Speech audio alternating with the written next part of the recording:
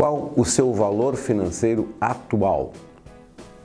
O primeiro grande passo para atingir seus objetivos financeiros é saber onde você está financeiramente e qual a sua situação financeira atual. Estamos falando então de patrimônio líquido, ok?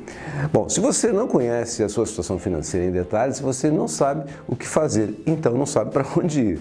Eu vou falar um pouco sobre isso e deixar algumas dicas sobre como você saber um pouco mais e fazer exercícios de planejamento financeiro para então ajudá-lo a conhecer melhor e traçar uma rota de sucesso financeiro. Antes de tudo isso, te convido para te inscrever no canal, acione o sino para receber os novos vídeos, comente e curta a página e o blog Sampaio Sucesso Financeiro também.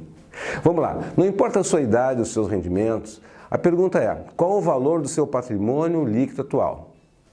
O patrimônio é o melhor indicador financeiro que existe. É um cálculo que já eu vou te explicar. Esse indicador, então, ele funciona de uma forma que você vai saber bem claramente onde você se encontra hoje. Mas não se preocupe também se você não tiver uma situação muito boa na primeira impressão. Eu vou deixar algumas dicas para você melhorar isso, se for o caso, né? Esse indicador é a diferença, então, dos seus ativos menos seus passivos, tá? Então, você precisa saber o que é ativo e o que é passivo. Ativo é todo recurso que pode se transformar em dinheiro. Exemplo, é a soma de todo o dinheiro que você já tem, né, dos bens que geram renda e que podem ser transformados, ou bens que podem ser transformados em renda, como uma casa, um carro, que você pode vender. Uma coisa importante é saber que estes ativos se dividem em ativos que geram riqueza, os investimentos, as ações, os bens de aluguéis, etc. E os ativos que não geram renda, exemplo, uma residência, por exemplo, ela gera despesa. Pessoas bem-sucedidas se dedicam à compra de ativos que não ficam parados e que, pelo contrário, geram renda permanentemente. Passivos são todas as dívidas. É uma obrigação de pagamento regular a outras pessoas e normalmente adicionada de juros. Nesse caso, pessoas bem-sucedidas financeiramente são todas aquelas que se libertaram das dívidas e estão focadas na acumulação dos seus ativos.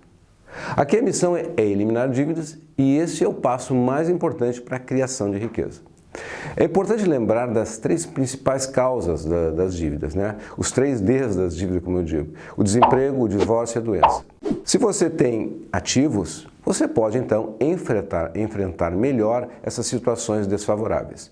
Você terá reservas para emergências e algum plano de saúde também. Se não tiver ativo, será levado para uma situação de endividamento, naturalmente, e vai aumentar os gastos que terá que pagar com sua renda atual, reduzindo, claro, a capacidade de fazer ativos. Então, agora que você já sabe o que é ativo e passivo, vamos fazer um exercício onde você vai saber responder. Se você, então, vendesse todo o seu ativo, convertendo em dinheiro e pagasse todas as suas dívidas, quanto de dinheiro você teria? Tá? Esse valor é o valor do seu patrimônio no momento. Avalie se esse momento está de acordo com a sua idade, seu ciclo de vida e o que precisa ser feito. Relembrando, se a sua situação nessa conta não for favorável, fique tranquilo, porque agora você está consciente e vai poder montar então um plano financeiro para mudar tudo isso aí, né? Esse é o primeiro passo para o que eu chamo de despertar da consciência financeira. Antes de encerrar, então vamos fazer um exercício, tá? Que é o seguinte: uma folha de papel A4, separa no meio, veja e siga o modelo que você tem na tela.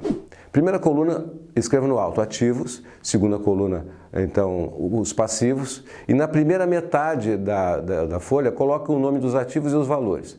Na segunda parte da folha, os passivos e os valores.